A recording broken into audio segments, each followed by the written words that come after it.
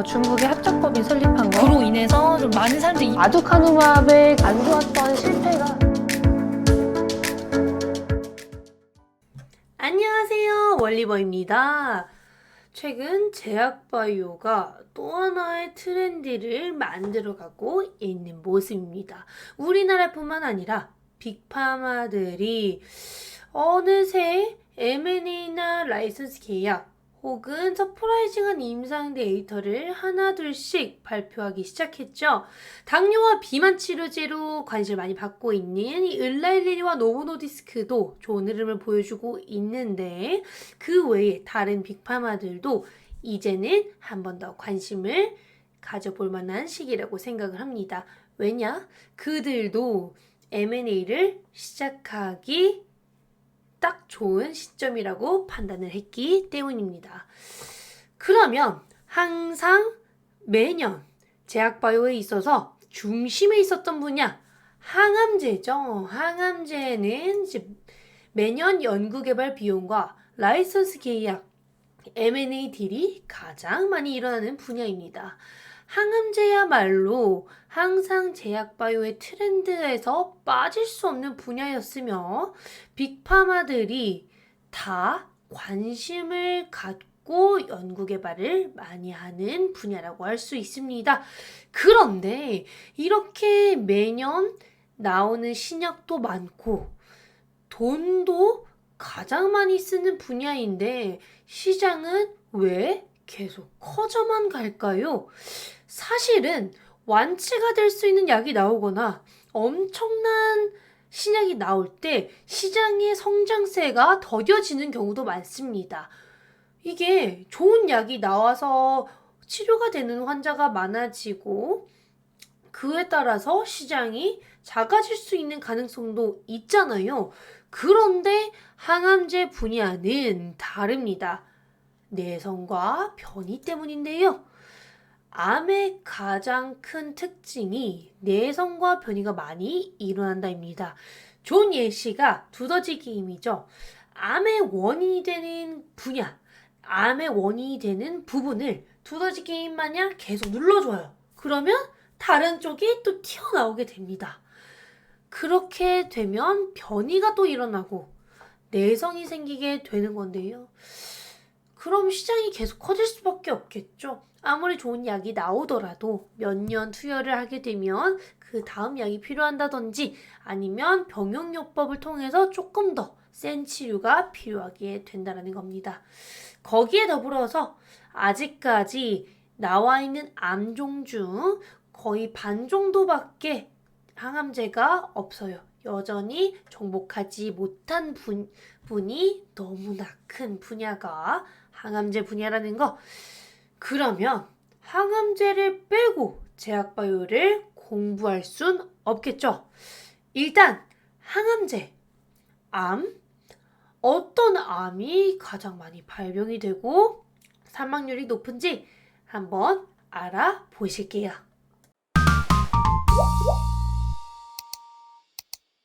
코로나 때 되게 많이 들어본 보건기구예요. WHO입니다. 세계보건기구에 따르면 2020년 기준 발병률이 가장 높은 암종은 유방암이고요. 그 다음이 전립선암, 그 다음이 폐암, 대장암, 자궁경부암, 위암, 간암입니다. 이렇게 탑 7, 탑 10까지 발병이 많이 되는 암종의 경우 시장이 매우 크고 빅파마들이 매우 관심을 많이 갖고 있는 분야라는 거 알고 가시면 좋을 것 같은데요. 유방암 같은 경우, 그리고 폐암, 그리고 간암 같은 경우 최근에 제약바이오 시장을 뒤흔드는 이슈를 보여주었었던 암종들입니다. 유방암 같은 경우에는 서프라이징한 임상 데이터를 발표한 ADC 기반의 항암제 N-2죠. N-2가 등장하면서 ADC 관련 라이선스 계약 빅딜이 엄청나게 늘어났습니다.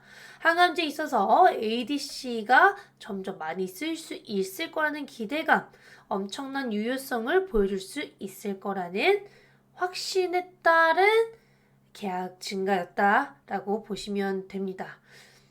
거기에 더불어서 우리나라 기업도 포함이 많이 되어 있는 폐암 쪽, 보로노이나 유한양행, 폐암 쪽도 시장성이 워낙 크고 현재 아스트라제네카의 타그리소가 거의 6, 7조 원을 벌어들이고 있는 분야죠. 타그리소만으로 6, 7조 원을 벌어들이고 있는 분야이기 때문에 폐암 쪽도 최근 빅매치로 관심을 많이 받고 있고요. 가남은 제가 이따가 어제 있었던 일 간단하게 설명을 드리겠습니다. 그런데 여기서 중요한 건요. WHO가 이렇게 순위 알려준 것도 좋았는데 인시덴스가 이제 발병률이고 모탈리티가 사망률이에요. 브레스트 캔서, 유방암이 독보적인 1위죠. 그런데 여성에 있어서 암 발병률 1위가 유방암이고 남성에 있어서는 1위가 프로스테이트, 전립선암이에요. 전립선암이 남자한테는 1위더라고요. 이게 남자는 전립선암, 여자는 유방암이 1위라는 거 알고 가시면 좋을 것 같고요. 다행히도 이 두 개의 암종은 발병률 대비 사망률이 낮은 편이긴 합니다. 그만큼 항암제들이 점점 좋아지고 있다는 뜻이겠죠. 그런데 폐암 혹은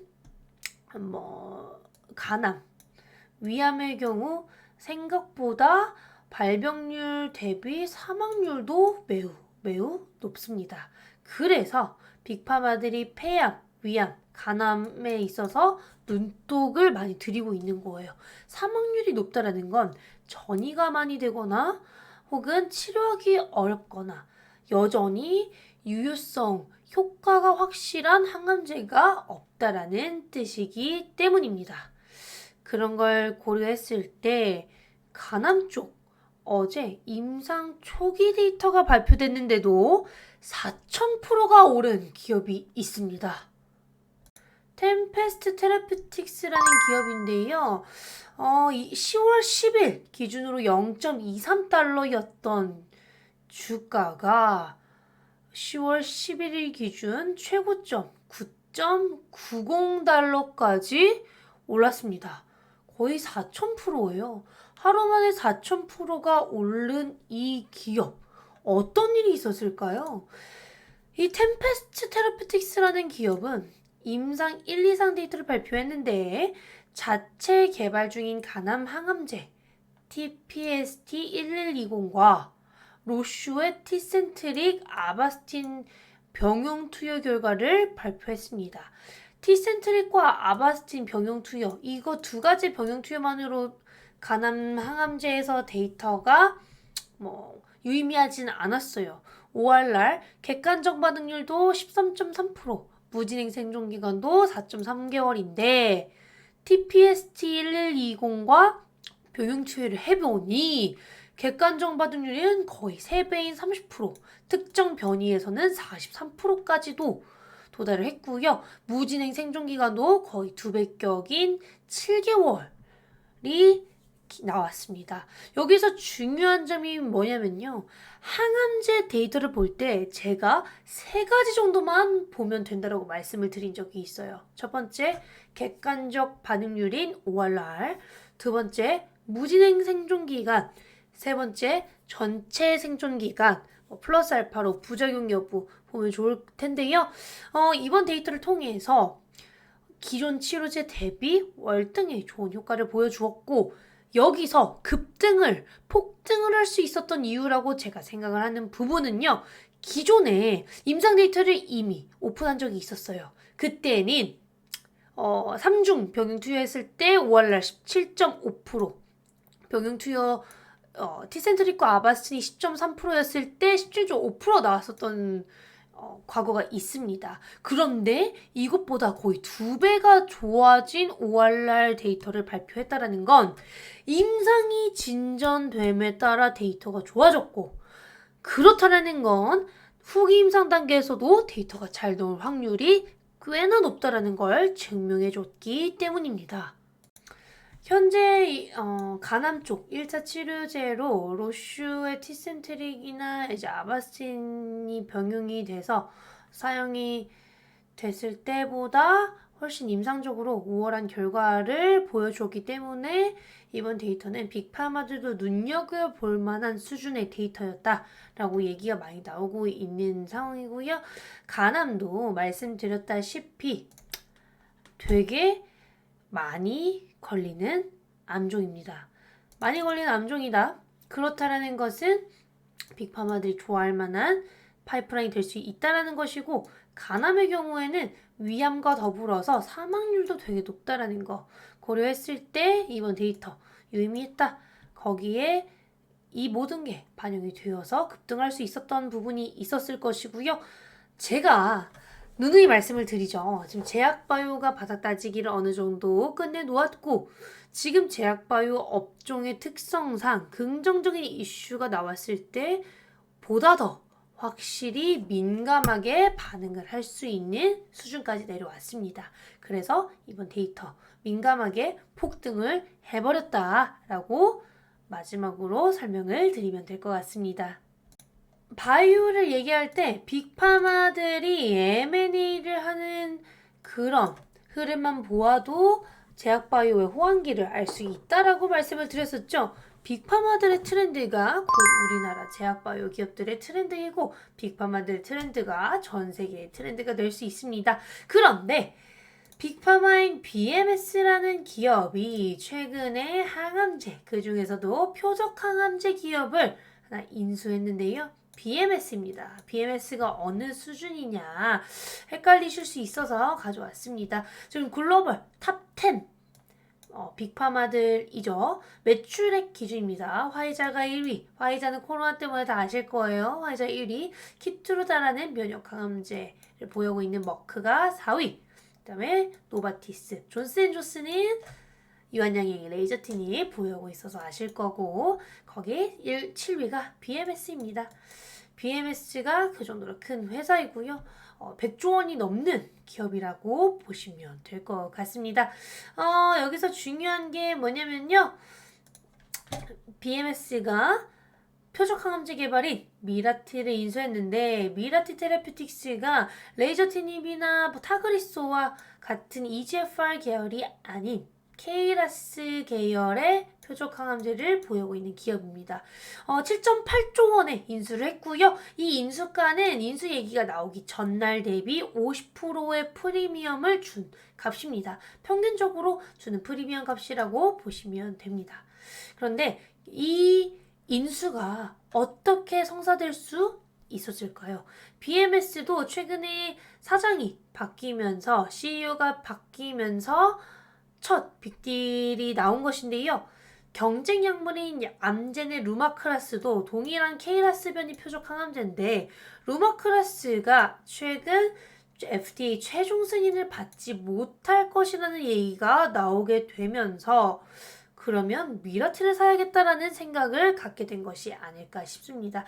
그만큼 동일 기존 약물에 따라서 이런 M&A나 라이선스 계약에도 큰 타격을 줄 수 있다라는 것도 알고 가셔야 되는 부분일 거고요. 지금 케이라스 변이 표적 항암제인 크라자티, 아다그라십을 보유하고 있는데, 미라티가 옛날에 200불이 넘었었던 과거가 있습니다. 미라티가 2021년도에 230불까지 올랐었던 기업이거든요. 케이라스 훈풍이었어요. 그때는 케이라스가 엄청난 시장에 변동을 줄 거야. EGFR을 뛰어넘을 수 있어. 라는 얘기가 나왔었거든요. 왜냐면 BMS 사이트에서 가져온 자료인데요. 케이라스라는 변이 자체도 비소세포 폐암에서 정말 많이 나타나는 변이이며, 사망률이 매우 높은 췌장암에서도 굉장히 많이 나타나는 변이가 케이라스 변이입니다. 그만큼 미충족 수요를 많이 커버할 수 있는 변이가 케이라스 변이 항암제인 것이고요. 지금 암젠과 미라티가 리더들이기 때문에 케이라스 변이 표적 항암제 BMS가 이번에 노리고 가져온 것이 아닐까 싶습니다. 거기에 암젠의 루마크라스가 지금 FDA 최종 승인을 받지 못할 가능성이 높다라고 한다면, 미라티 아다그라십 추가 임상 3상 데이터 조금이라도 잘 나왔을 때 임상 3상 최종 승인 가능할 것이라고 보고 있습니다. 여기에서 볼 수 있었던 요소가 또 하나가 더 있죠. 항암제 하면 다들 면역 항암제에 열광을 했었던 시절이 있습니다. 혹은 이중항체에만 관심을 뒀었던 시절이 있었죠. 그런데 암의 경우 원인이 확실하고 원인이 무엇인지 안다라고 한다면 사실 표적 항암제가 베스트예요. 변이와 내성이 생길 순 있습니다만 일단은 초기에 항암제로서 안정성, 효과 가장 좋게 잘 나올 수 있는 항암제는 표적 항암제인 것이고 그걸 모두가 알고 있기 때문에 구간이 명간이라는 거 표적 항암제는 영원하고 KRAS 변이뿐만 아니라 EGFR 변이도 여전히 시장성이 특출나고 엄청날 수 있는 분야라는 거 이번에 한 번 더 알 수 있었습니다. 일단 지금 항암제 분야 다시 한번 볼 시기가 된 것 같아요. 일단 다음 주 10월 20일부터 개최가 되는 에스모 유럽 종양학회 관전 포인트도 기존에 설명을 드린 바가 있으니 에스모도 한번 보시면 좋을 것 같고요. 만약에 데이터가 잘 나왔는데 세론이다 혹은 에스모에서 임상 데이터를 발표하는 빅파마들이 어떤 부분에 중점을 두고 있고 그들이 원하는 물질은 무엇인지를 조금이라도 볼 수 있다면 국내 관련 기업들 줍줍하는 것도 좋은 포인트라고 저는 보고 있고요. 유한양행이 오늘 레이저 티닙 1차 급여 확대를 위한 약평이 통과를 했습니다.